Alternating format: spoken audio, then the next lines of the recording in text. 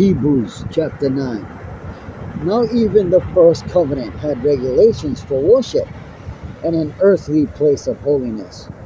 For a tent was prepared, the first section, in which were the lampstand and the table and the bread of the presence.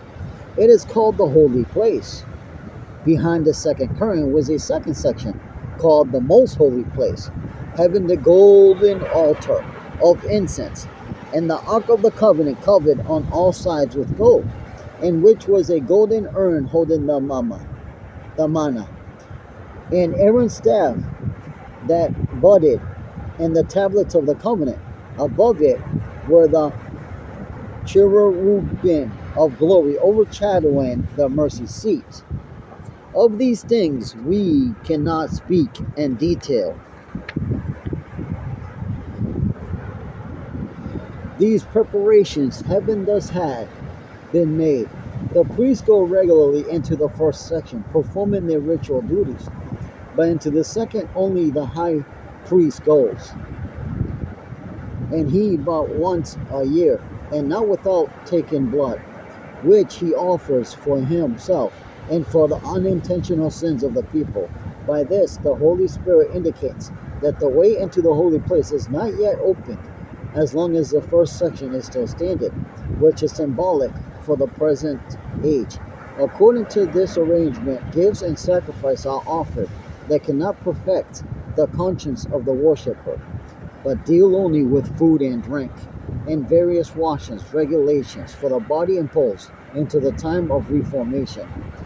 But when Christ appeared as a high priest of the good things that have come, then through the greatest and more perfect tent, not made with hands, that is not of his creation, he entered once for all into the holy place, not by means of the blood of goats and calves, by the means of his own blood, thus securing the eternal redemption.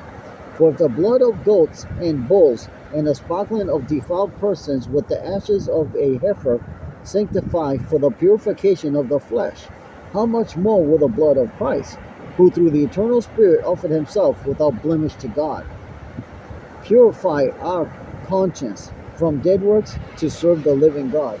Therefore he is the mediator of a new covenant, so that those who are called may receive the promise of eternal inheritance, since a death has occurred that redeems them from the transgressions committed under the first covenant.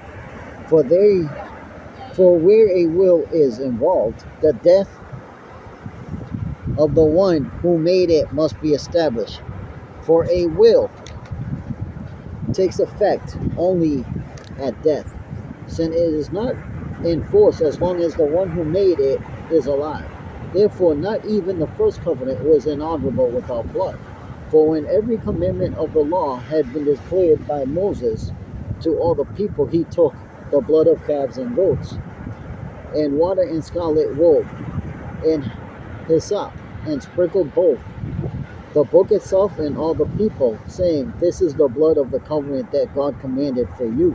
And in the same way he sprinkled with a blood bath the tent and all the vessels used in worship. Indeed, under the law, almost everything is purified with blood, and without the shedding of blood there is no forgiveness of sins. Thus it was necessary for the copies of the heavenly things to be purified with these rites, but the heavenly things themselves with better sacrifices than these. For Christ has entered into holy place made with hands, which are copies of the true things, but into heaven itself, now to appear in the presence of God on our behalf. Nor was it to offer himself repeatedly, as the high priest enters a holy place every year with blood not his own, for then he would have had to suffer repeatedly since the foundation of the world. But as it is, he has appeared once for all at the end of the ages to put away sin by the sacrifice of himself. And just as it is appointed for man to die once, and after that comes judgment, so Christ, having been offered once to bear the sins of many, will appear a second time, not to deal with sin, but to save those who are eagerly waiting for him. Hebrews chapter 9.